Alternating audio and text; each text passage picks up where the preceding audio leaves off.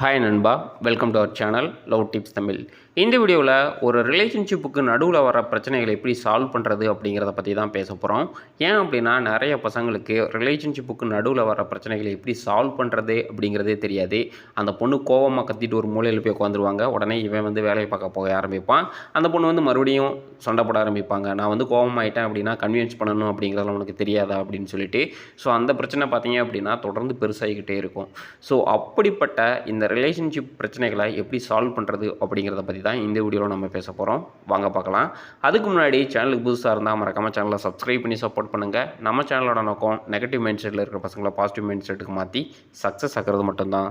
உங்களுக்கும் அந்த பொண்ணுக்கு இடையில சண்டை வருது அப்படின்னா ஃபஸ்ட்டு எடுத்தனே அது ஆர்கியூமெண்ட்டா இல்லை பிரச்சனையா அப்படிங்கிறத நீங்கள் முதல்ல உங்களுக்கு கேட்டகரைஸ் பண்ணுறது அளவுக்கு ஒரு கேப்பபிள் இருக்கணும். நிறைய டைம் பார்த்தீங்க அப்படின்னா ஒரு விஷயம் ரிப்பீட் ஆகிக்கிட்டே இருக்கும். அது பிரச்சனை இல்லை, அதுக்கு பேர் ஆர்கியூமெண்ட். அதை நீங்களே எதுவுமே பண்ணலை அப்படின்னா கூட சால்வ் ஆயிரும். ஆனால் நிறைய பேர் என்ன நினைப்பாங்க அப்படின்னா அது பிரச்சனை அப்படின்னு ப்ரெஷரைஸ் ஆவாங்க. இல்லை அப்படின்னா டிப்ரெஷன் மோடுக்கு போயிடுவீங்க. ஸோ அந்த பொண்ணு கூட பேசுகிறத நீங்கள் ஸ்டாப் பண்ணிடுவீங்க. ஸோ நிறைய இடத்துல சின்ன சின்ன மிஸ்டேக்ஸ் பார்த்தீங்க அப்படின்னா அது ஆர்கியூமெண்ட்டாக இருக்கும். நீங்கள் அதை நீங்களே போய் பேசிட்டீங்க அப்படின்னா உடனே கன்வின்ஸ் ஆகிடுவாங்க. ஆனால் ரியலி பிரச்சனை இருக்குது அப்படின்னா அதுக்கு முக்கியமான காரணம் என்ன அப்படின்னா லேக் ஆஃப் கம்யூனிகேஷன். நீங்கள் ப்ராப்பராக அந்த பொண்ணு கூட கம்யூனிகேஷன் பண்ணலை அப்படின்னா கண்டிப்பாக பிரச்சனை அதிகமாக ஆரம்பிக்கும். ரெண்டாவது அன்னைக்கு நடக்கிற ஒரு பிரச்சனையை நீங்கள் மேக்ஸிமம் அன்னைக்கே சால்வ் பண்ண ட்ரை பண்ணுங்கள்.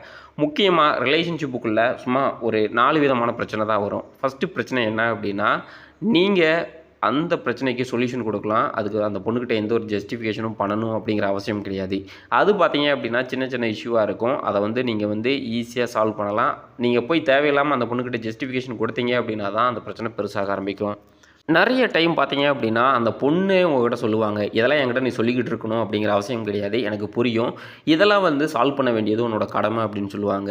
நம்பர் 2 பார்த்தீங்க அப்படின்னா சில பிரச்சனைகள் நடக்கும். அதுக்கு சொல்யூஷன் நீங்கள் பண்ணலாம். சேம் டைம்ஸ் அவங்களுக்கு ஜஸ்டிஃபிகேஷன் கொடுக்கணும். அதாவது ஏதாவது கடன் வாங்குறீங்க, இல்லை அந்த பொண்ணுக்கு ஏதாவது பண்ண போகிறீங்க அப்படின்னா அந்த பொண்ணுக்கு பிடிக்கல அப்படின்னா நீங்கள் பண்ணிவிட்டு எனக்கு பிடிச்சிருக்கு, ஸோ நான் அதனால தான் உனக்கு பண்ணணும்னு ஆசைப்பட்டேன், ஸோ பண்ணிட்டேன், ஸோ இதனால் வர எக்ஸ்பென்ஸை நம்ம 2 பேரும் பேர் பண்ணிக்கலாம், அதாவது பார்த்துக்கலாம் அப்படின்ற மாதிரி நீங்கள் ஜஸ்டிஃபிகேஷன் கொடுக்கணும். ஸோ அப்படி நீங்கள் ஜஸ்டிஃபிகேஷன் கொடுக்குறீங்க அப்படின்னா கண்டிப்பாக அந்த பொண்ணு கன்வின்ஸ் ஆக தான் போகிறாங்க. ரெண்டாவது பார்த்தீங்க அப்படின்னா உங்களுக்கு பிடிச்ச விஷயத்தா இல்லை அவங்களுக்கு பிடிச்ச விஷயத்தை நீங்கள் பண்ணும் பொழுதே அவங்க ஹாப்பியாக தான் செய்வாங்க. ஸோ அதை ஈஸியாக அந்த பிரச்சனையை நீங்கள் ஈஸியாக சால்வ் பண்ணி அடுத்த லெவலுக்கு போகலாம். நம்பர் 3, சில பெரிய பிரச்சனைகள்லாம் பார்த்தீங்க அப்படின்னா நீங்கள் 2 பேருமே சேர்ந்து பேசி தான் அதுக்கான சொல்யூஷனை கொடுக்கணும். நீங்களாம் எந்த ஒரு டெசிஷன் எடுக்கக்கூடாது. சேம் டைம்ஸ் நீங்களே டெசிஷன் எடுத்துகிட்டு அதை ஜஸ்டிஃபிகேஷன் பண்ணாலும் அவங்க ஏற்றுக்கவும் மாட்டாங்க.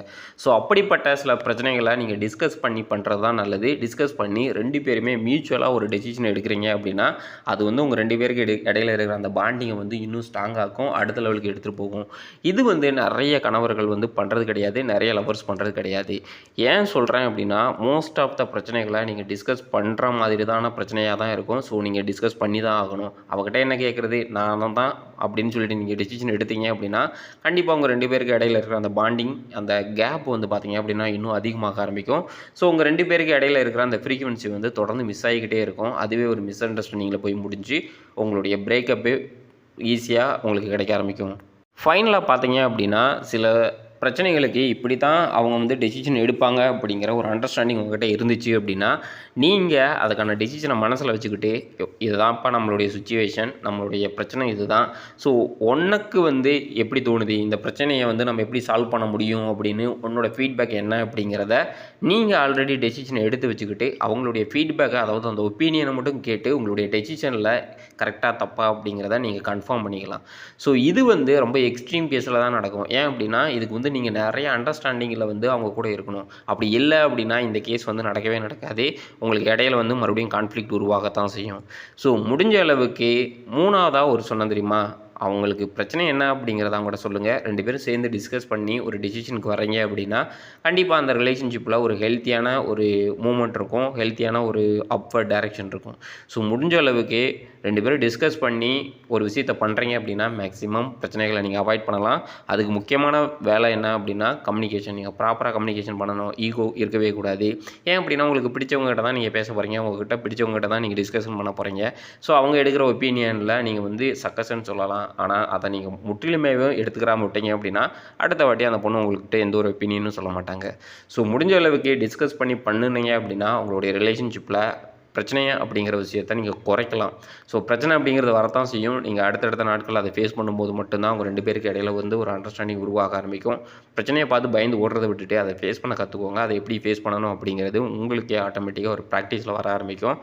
ஸோ இந்த வீடியோ உங்களுக்கு பிடிச்சிருக்கு அப்படின்னா மறக்காமல் வீடியோவை லைக் அண்ட் ஷேர் பண்ணுங்கள். தேங்க்யூ ஃபார் வாட்சிங். நன்றி.